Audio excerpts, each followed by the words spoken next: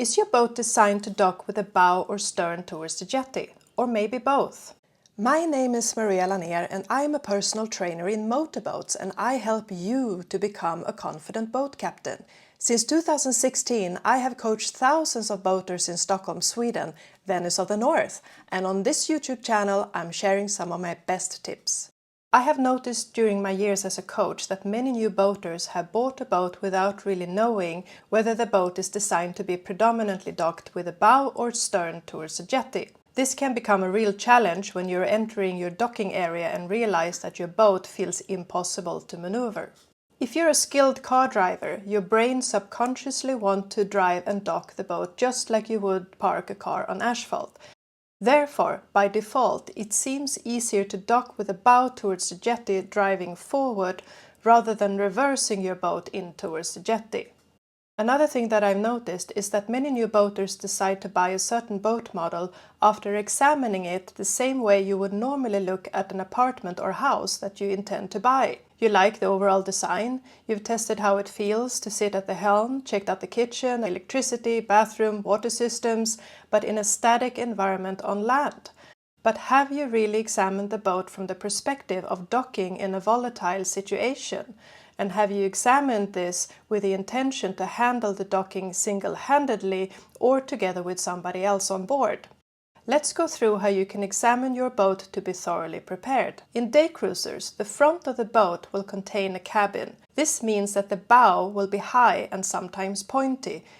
Many boats that have an inboard engine have a stern platform that is designed for easy access for relaxation, fun and bathing. Even with outboard engines, there are platforms on each side of the engine that also have hatches for putting anchors and lines. If your intention is to dock with a stern towards a jetty, make sure that the water depth is enough for your draft. If your boat is designed as a floating picnic blanket to be used in sunny weather, you probably need to remove most of the canopies in order to be able to move around on your boat. On this bow rider, you can walk across as it's open both in the stern and in the front, whereas this hardtop is closed in the front as it instead contains a little rooftop.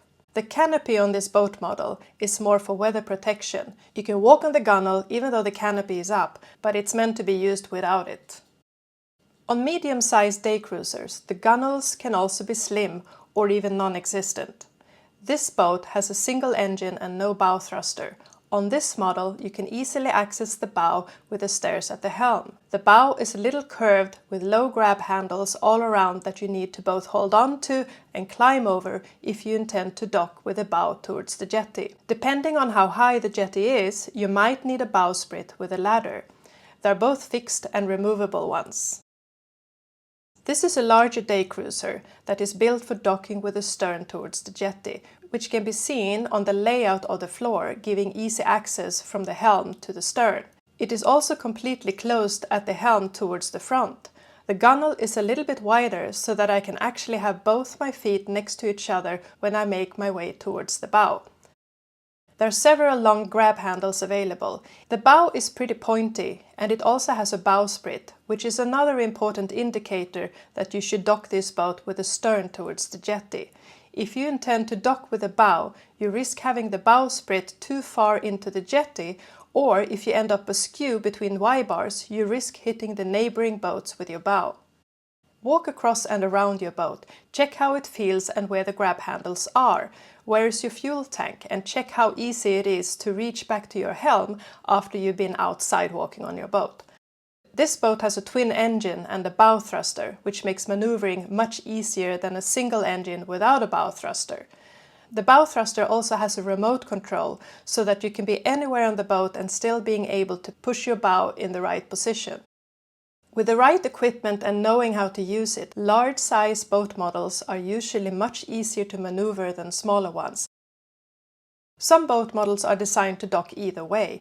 This is a typical boat for someone who has a house in the Stockholm archipelago and who wants to be able to use the boat no matter how windy and rainy it is. It's robust, made out of aluminum and with sliding doors and ceiling instead of canopies. It is easy to walk around on the gunwales and to move around quickly.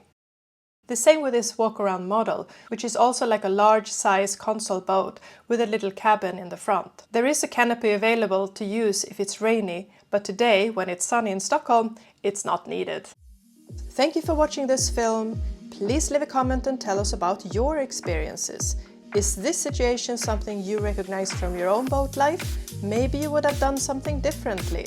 Click on the thumbs up if you like this film and also take a look at our other films.